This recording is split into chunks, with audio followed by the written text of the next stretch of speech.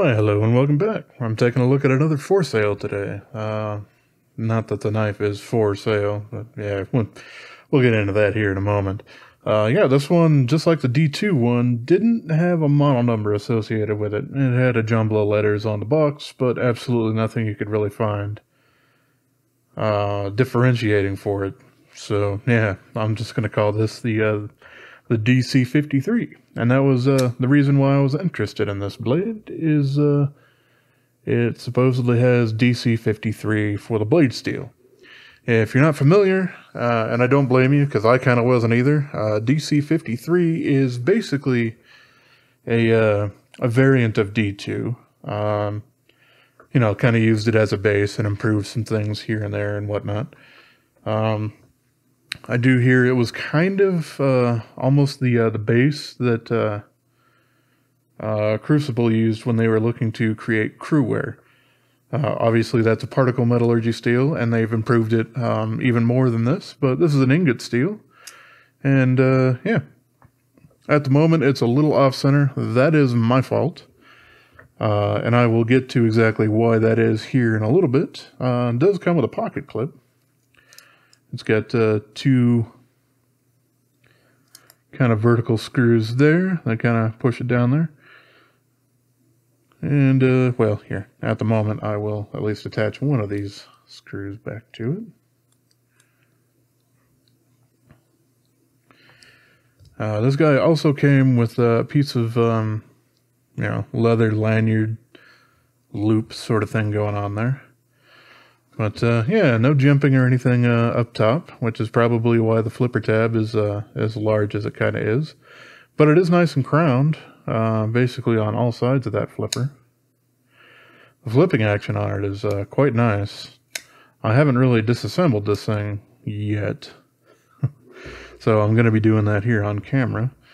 Yeah, and the pocket clip is not super terrible. It is a little bit better than the D2 version I was looking at, but you know, it's nothing to write home about. It still does kind of poke out a little at the end instead of curving over. That's a little bit more of my preference, but at least it pushes it so far forward that it's not really affecting any of your you know, really irritated I don't know, meat areas of your thumb. But yeah, no jimping on there or anything like that, but it does have a nice stone wash to it. And I did sharpen this guy up, and yeah, it did take a considerable amount of effort to do so. So, this thing is probably going to have a pretty decent edge for a long time. It feels like it's going to have a better edge than its D2 did. And yeah, that's always a good thing. I'm still, you know, not quite sure about the whole... We have a Rockwell hardness of 62 plus or minus 1. I really don't know about that. Obviously, I don't have the ability to do Rockwell hardness testing or anything. That would be neat, but they're expensive and take maintenance and calibration and all that sort of stuff, which is why, you know, most of us don't have them. But I kind of would like to kind of get one of those. It'd be neat to actually be able to poke my blades and see exactly how hard they all are, to see if maybe my thoughts are kind of true on there. I've seen this design from a lot of mostly Chinese manufacturers, and it's probably between the fact that it's very easy to manufacture a very straight handle sort of thing like this, and the Boker Kwaiken. I mean, obviously that does have a bit more curve to the blade, and even a little bit more recently, the CRKT CEO kind of made this whole style a little bit more popular. Now, this is obviously a lot thicker design than the CEO for sure, but it's still kind of that same, you know, narrow, kind of maybe drop point blade. That's, you know, thin for doing a lot of office tasks, you know, opening mail and whatnot. Something I do want to kind of point out on this guy is that it does have this little lanyard thing over here. And it does have a I don't know exactly what you'd want to call that, a force concentrator or whatever. You know, just, you know, a poking or bashing sort of thing. You know, you can use it as a, I don't remember the exact term. Oh, it's been a long time since I've watched those Cold Steel DVDs, but yeah, they do make the little impact tools or whatnot, and you could also use the tie lights like that. But this really doesn't have the hardware to back that up. It's got basically one screw that's holding it on there, and a little tiny pin. Well, you know, a standard pin, but still, that's not really all that much to be able to, you know, actually have this on here for any kind of practical purpose. So, yeah, I don't really like that. And kind of the reason why they didn't extend this any farther up. Way back here, it's fine, but right around here, you start being able to touch that blade. And especially here. Yeah, we are all up into touch and blade central. And, you know, I mean, that's, for me, it's not all that dangerous of a thing, but it's much more dangerous for the edge. Because, you know, if your finger can get there, so can anything else that might be in your pockets or, you know, on your desk when you set it down, when you get home from work or, you know, anything like that. So the edge is going to take a lot of abuse that it really just doesn't need to. Not super great in my opinion, but like I said, I've seen this design from a lot of different manufacturers, and almost all of them don't deal with that. The Kwaiken and the CEO certainly do, but you know, they're kind of few and far between and a little bit different than this guy anyway. So yeah, it's got some contoured G10. It's quite wide because of the contouring there. And I guess, you know, with these two lines here on both sides, it's supposed to kind of mimic bamboo, but you know, it's only available in black. So, you know, black bamboo I haven't really seen a whole lot of. You know, like even if they make furniture out of something and they blacken it or whatnot, it's usually rattan. It's not bamboo, but I don't know. Whatever. I digress. So I did notice just recently that yeah, it's got a little blue/purple aluminum pivot color on both sides here, which I guess it's kind of nice, but you know, I just noticed it under these lights. I didn't notice it for the few weeks that I've actually had this darn thing. So yeah, here's where I want to actually disassemble it. I haven't actually gotten this thing open earlier, so this should be fun for everybody. I did actually record a little bit of this earlier and cut. And the reason I did that was this pivot here. For one, it's not a D shape and it had permanent Loctite on it. So I basically dealt with that. And so now we're good to attempt to, you know, actually take this apart again.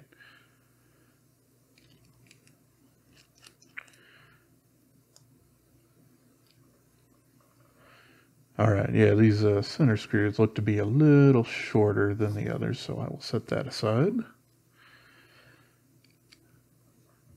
And yeah, this is where I'm going to need my little gator grip, or gorilla grip, not gator grip. Jeez, what was gator grip? Was that I think that was a guitar pick? That sounds about right. All right, so yeah, we got all sorts of looseness. Oh, there goes the screw there. So, okay. Yep, nothing super special on the inside here. We have itty bitty tiny little steel bearings here in a brass cage. They are very small. Reminds me of, oh, if you're familiar with some of Max Kalchuk's designs, then you know, you would certainly be familiar with these smaller style bearings.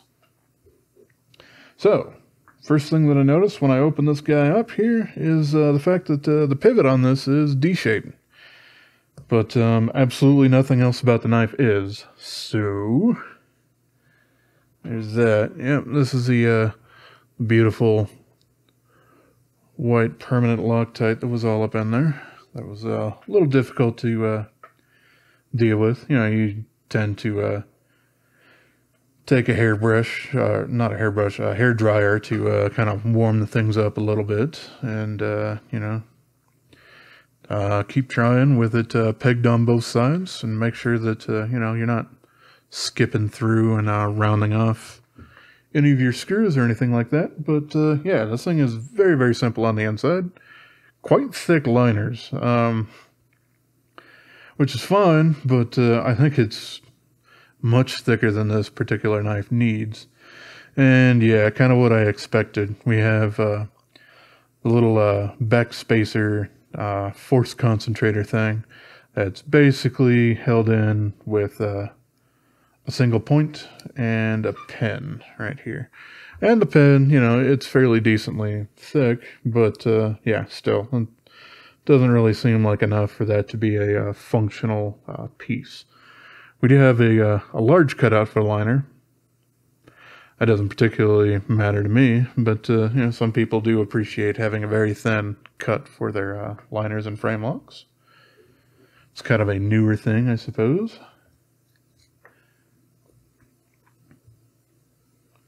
But yeah, the bearings basically sit inside the liners, I believe, like the other one does. So yeah, we're perfectly flat here up on top on the blade. And it is stone washed at these points, but you know, it's stone washed and then finished afterwards, so not really a big deal or anything there. As I noticed with a ton of knives, there is a little bit of burning and a burr for where that liner lock is. A lot of times, if I actually care, I can come back in here with some abrasive of some sort, you know, like a little tiny diamond file, and then bring it up a little bit so it's not scratching that, and just kind of grind it off. But doesn't seem like it's affecting anything here, and you know, this isn't exactly a knife that I'm probably going to EDC, so in that particular case, I think that I will leave it. It is nice to see the fact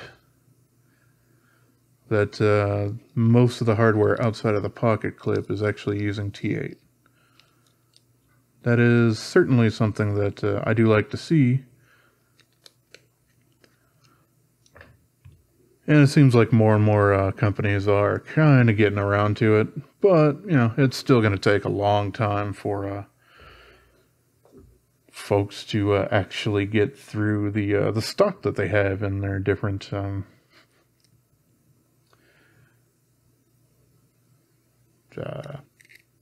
there we go. Yeah, and their different hardware that they already have. It's kind of the same thing with you know, Spyderco having like basically all of their knives in S30V still, and it's because they have so much of it stocked up that yeah, there are better steels, and they do play around with those with sprint runs, but when it comes to actually producing a lot of them, they have so much of it that it really doesn't make financial sense to make it out of much else at the moment. So yeah, eventually we will see some other stuff from them, but they actually have to run out of S30V.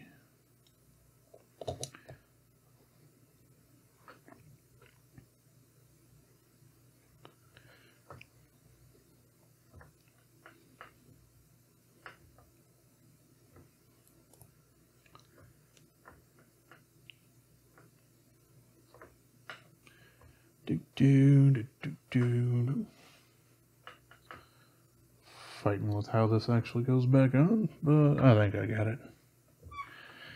How hard can it be, huh?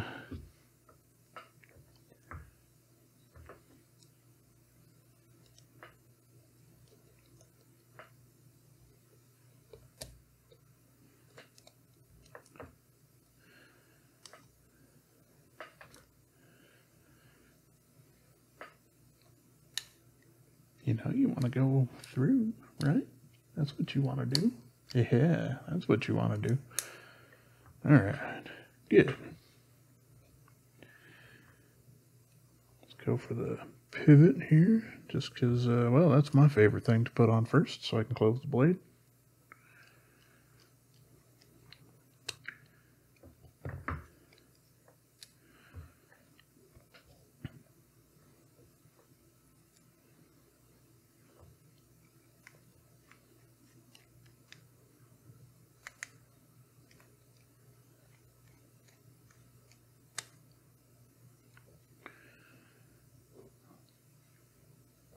Fantastic. I just got the clip to put back on.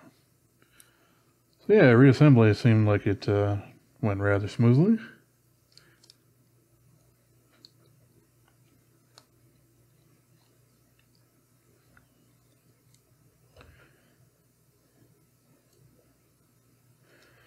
It is kind of my least favorite, just from a tinker's perspective, when you get a new knife and the pivot on this thing is, you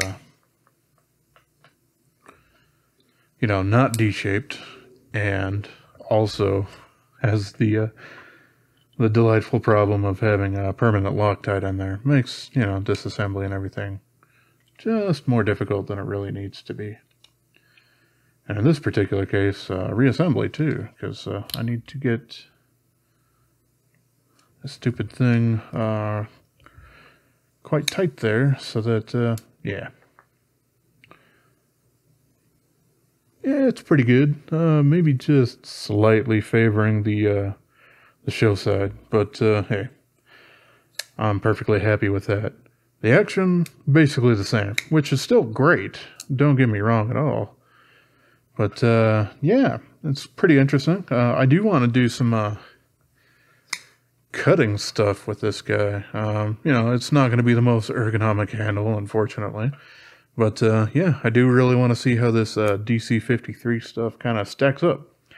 If it's actually better than, on average, the D2 that I've been testing. Or if it's doing a little bit better. We'll have to see. You know, obviously a heat treat really does make a difference on a steel going from company to company. And yeah, I don't really have anything else to compare this with, but I do have D2 from the same company. So yeah, that's about all I really wanted to kind of go over on this guy. It's interesting. This one was a little bit more expensive than the other Foresail that I had. This one came in right under 30 bucks, whereas the other one was right under 20. So I think a lot of that has to do with the steel on it, because the well, I mean, the build quality is basically about the same. Speaking of the other one, hold on.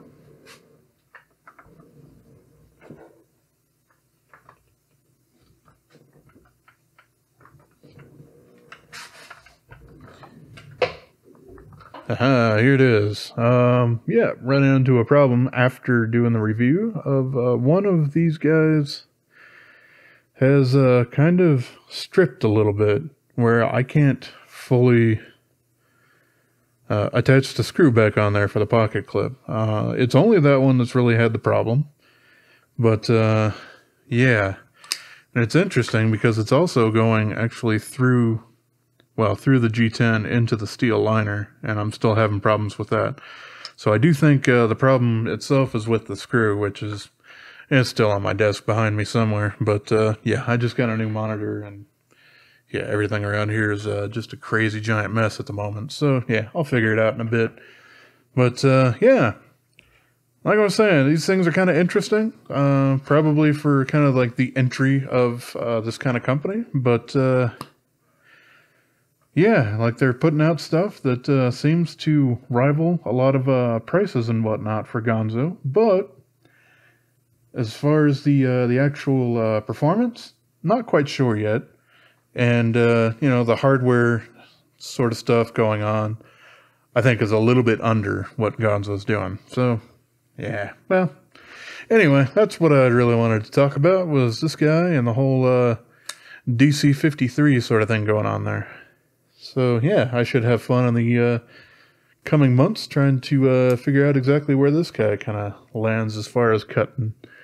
But, alright, well, as always, I appreciate y'all for watching, and have yourself a wonderful rest of your day, yo. Subscribe, please.